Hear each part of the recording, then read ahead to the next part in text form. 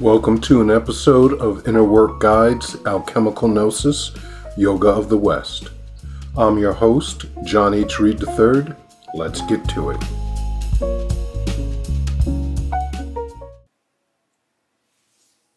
Sustainable Transmutations, Not Broken, Part 5.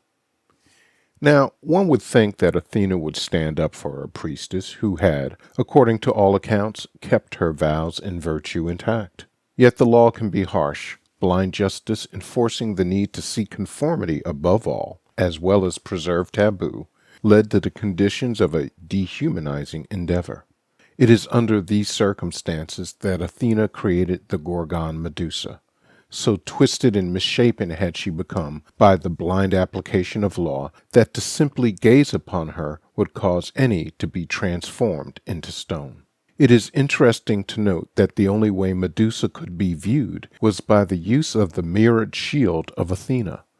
The mirror reflects that which is, and it was Athena who had originally transformed our beauty into the hideous Gorgon. She knew the original innocence and beauty which resided under the persona of horror and made it visible through the mirror.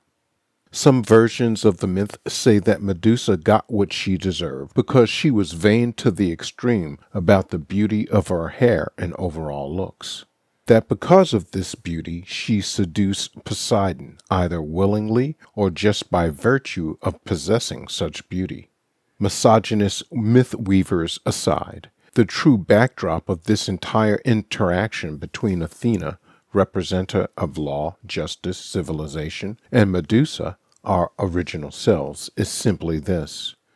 The conditioning received either from family or society distorts and contorts the visage of who we truly are, but it does not destroy it. With the proper tools, we can look past the hideous form and approach the power of true being safely. Some interpretations of the myth say that King Ceracrops represents our true self at its highest expression and fulfillment, hence his ability to create a city that even the gods envied and desired to have named after themselves. Note also that Ceracrops is half man, half snake. The snake is representative of wisdom and power, which is why one of the names of the energy of Kundalini is serpent power. Again, Medusa represents the original innocence and what happens to that innocence and power once it has undergone psychic plastic surgery performed by family, society, etc. There is also the turning or reversing of male and female roles in this story. It is Athena who plants the seed into the earth. Besides being Lord of the Sea, Poseidon's name also means Lord or Master of Earth. So the woman planted the seed of life into the earth, man, which then gives birth to a tree. Here is another way of thinking about it. Suppose you had never seen your reflection, and someone told you that there was this thing called a mirror. The mirror, you are told, is a wonderful item as it will show you exactly what you look like and who you are. This magical device, you are told, can be found in the attic of an old house. You, of course, would go straight to the attic to behold the wonder of yourself. You find the mirror and look into it, expecting to see, well, you're not sure what to expect because you have never seen yourself. Surely you hope to see something beautiful.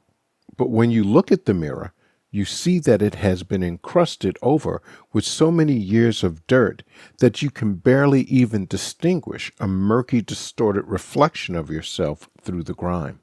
Now let me draw your attention to another important factor. How would you feel about the dirt that had obfuscated the mirror? Would you hate it, yell at it, condemn it to every level of hell and then some? Bad dirt, I hate you for confusing me. I truly doubt that you would feel that way towards the dirt. While you might not want to touch the dirt with your bare hands, you would realize that in order to see your reflection in the mirror, all you would have to do is clean the mirror. You would accept what needs to be done and then go about doing it. It is the same with our inner work. We do not hate or judge that which seems to obfuscate the original innocence. We accept it as a matter of course. The persona, like the dust, developed as a natural reaction of exposure to the environment over time. To clean it, we do not beat the mirror. That would, of course, break it. We might, however, have to apply a solvent to those areas of the soul where things have been caked on with such fixation that they appear as if they have become cemented to the mirror. What are the names of such a universal solvent? The sun is the physical embodiment of unconditional love. At least to me it is. No matter what you do, no matter how grievous your actions, even to the point of slaughtering the younglings, it will not turn its back on you or change the way it interacts with you. It will still warm you when cold, give light when dark, and nourish the seed planted by your blood-caked hands. This does not mean that one will not experience the product of their actions. The one, though, has no need to judge, because it understands how all moves to the glory of accomplishing its emanations. If, therefore, we go about this work with acceptance for that which is present, all the while cherishing and loving that which we work on, the nervous system will have no defense. The barriers will fall like the walls of Jericho, for the trumpet is sounded with unconditional acceptance and love. Thank you for listening to this episode of Inner Work Guides Alchemical Gnosis, Yoga of the West. Don't forget to follow or subscribe. Visit our website at www.innergarden.org. For more information about Hermetic training in practical laboratory alchemy or inner work, write to info@innergarden.org.